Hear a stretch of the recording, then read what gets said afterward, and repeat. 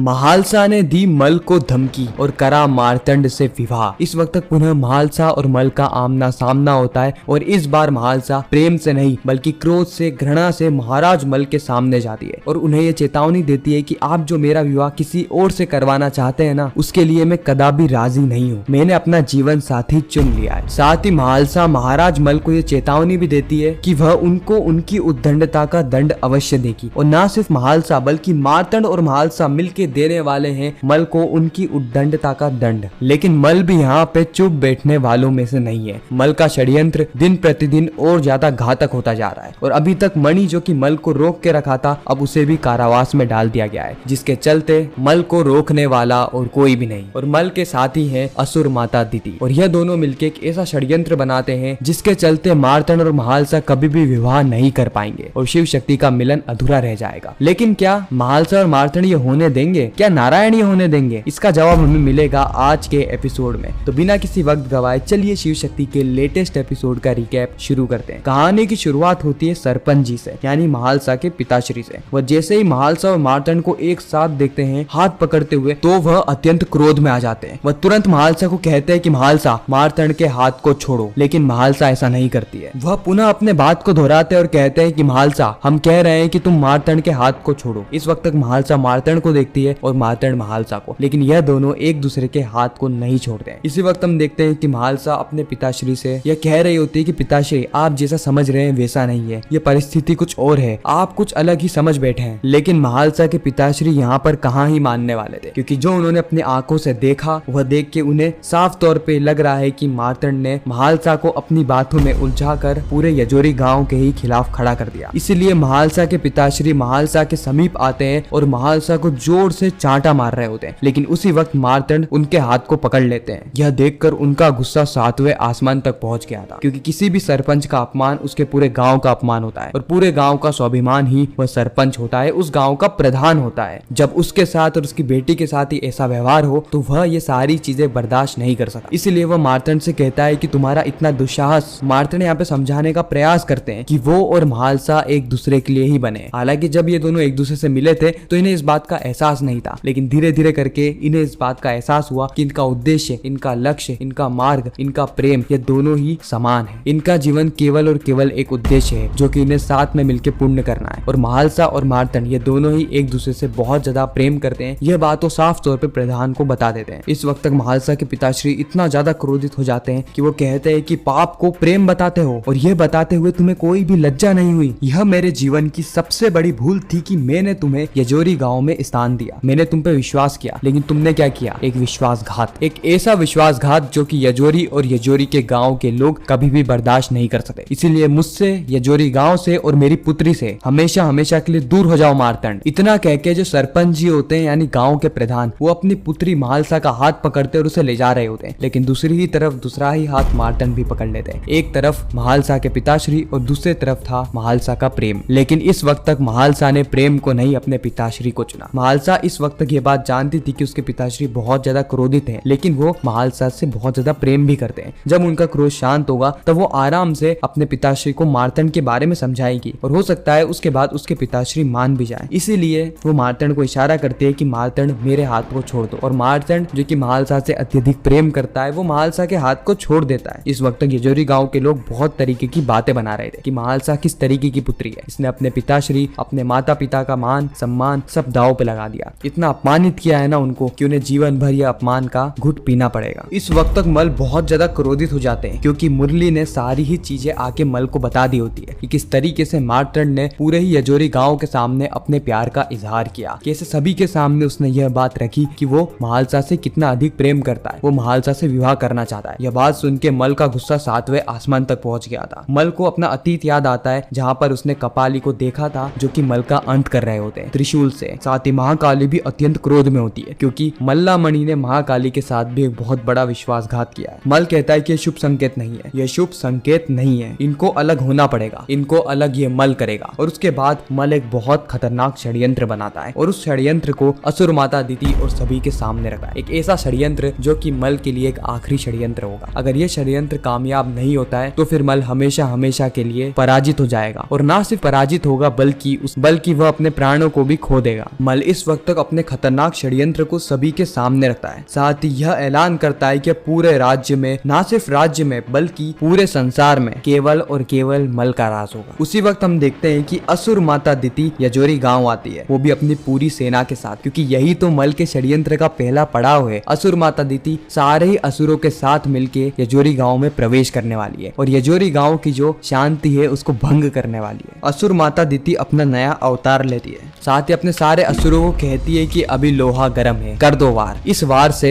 यजोरी गांव और मार्तंड के ऊपर इतना घातक प्रहार होगा कि वह कभी भी महालसा के पास जाने के बारे में सोचेगा भी नहीं। महाराज मल का आदेश है, जो भी इस आदेश का उल्लंघन करेगा उससे सिर्फ और सिर्फ मृत्यु मिलने वाली है, सिर्फ और सिर्फ मृत्यु। कहीं ना कहीं इस वक्त तक असुर माता दिति मल के साथ मिलकर काम कर रही है, लेकिन पहले का समय कुछ और था, जहाँ पे असुर माता असुर गुरु शुक्राचार्य के साथ मिलकर षड्यंत्र बनाती थी और वह षड्यंत्र इतने घातक होते थे कि मल जैसे हजारों लोग भी उस षड्यंत्र की गांठ नहीं खोज पाते। खैर, असुर गुरु शुक्राचार्य को तो शिव शक्ति के मेकर्स ने लगभग गायब ही कर दिया। इस और हम देखते हैं कि असुर माता दिति के कहने पर सारे ही असुर पत्थर उठाते हैं और सारे ही पत्थर मार्तंड के ऊपर मारने लगते हैं। मार्तंड इस वक्त तक हैरान था, लेकिन जब असुर माता कहती है कि इसी के कारण यजोरी गांव में अशांति फैली है, यजोरी गांव की कन्या पर इसी मानव ने कुदृष्टि डाली है, इसको कोई भी छोड़ना मत, इस पर प्रहार करो, इसका अभी के अभी अंत होना चाहिए। और सारे ही लोग, ना सिर्फ असुर माता दिति के असुर बल्कि पूरे ही यजोरी गांव के लोग पत्थर उठा के मार्तंड पे प्रहार करने लगे ताकि मार्तंड का जल्द से जल्द अंत हो जाए। लेकिन मार्तंड इस वक्त तक पलट के जवाब नहीं देते, क्योंकि मार्तंड जितना महालसा से प्रेम करते हैं उतना ही यजोरी गांव के लोगों से भी प्रेम करते हैं। मार्तंड यह बात जानते हैं कि यजोरी गांव के लोगों को भड़काया जा रहा है या फिर यजोरी गांव के लोग मार्तंड और महालसा के प्रेम को गलत दिशा की ओर ले जा रहे हैं। इनका प्रेम गलत भावना से नहीं है बल्कि सच्ची भावना से। और जब यजोरी गांव के लोग ये सारी चीज समझ जाएंगे तो आखिरकार वो मार्तंड से आके माफी मांगेंगे, लेकिन इस वक्त तक मार्तंड घायल हो जाते हैं। इस और हम महालसा को देखते हैं, जिसे कि बाहर से आवाज सुनाई देने लगती है कि मारो मार्तंड को, मारो मार्तंड पे प्रहार करो। यह बात सुन के महालसा बहुत ज्यादा घबरा जाती है। इस वक्त तक महालसा के पिताश्री यानी गांव के प्रधान ने महालसा को एक कक्ष के अंदर बंद कर रखा होता है ताकि वो मार्तंड से मिल ना पाए। महालसा इस वक्त तक रो रही होती है, दरवाजा ठोक रही होती है, क्योंकि उसे मार्तंड की रक्षा के लिए जाना है, लेकिन कोई भी उसकी सहायता के लिए नहीं आता, ना ही मार्तंड की सहायता के लिए और ना ही महालसा की सहायता के लिए। लेकिन हम देखेंगे कि आने वाले एपिसोड में महालसा मार्तंड की सहायता करने पहुंच जाती है। महालसा जैसे तैसे करके उस कक्ष से बाहर निकलेगी और सीधे जाएगी मार्तंड के पास, और जैसे ही मार्तंड महालसा को देखेंगे वैसे ही उनकी सारी दुख दर्द पीड़ा सारी ही चीजें दूर हो जाएगी। खैर, इसी के साथ ही खूबसूरत एपिसोड यहीं पर ही खत्म होता है। एक इंपॉर्टेंट अनाउंसमेंट मैं आपको ये बताना चाहता हूँ कि शिव शक्ति 17 सितंबर के आसपास ऑफ एयर होने वाला है और ये कंफर्म न्यूज है। हो सकता है डेट थोड़ी आगे पीछे हो जाए, लेकिन सितंबर के महीने में ये पूरा ही शो ऑफ एयर जाएगा। तो ये सिर्फ आखिरी के कुछ महीने बचे हैं जहाँ पे हम शिव शक्ति को एंजॉय कर पाएंगे, इसलिए हमारे चैनल को सब्सक्राइब करना मत भूलना। और आपको शिव शक्ति का सफर कैसा लग रहा है कमेंट सेक्शन में जरूर बताना। मैं मिलता हूँ नेक्स्ट इंटरेस्टिंग वीडियो में, जब तक के लिए गुड बाय।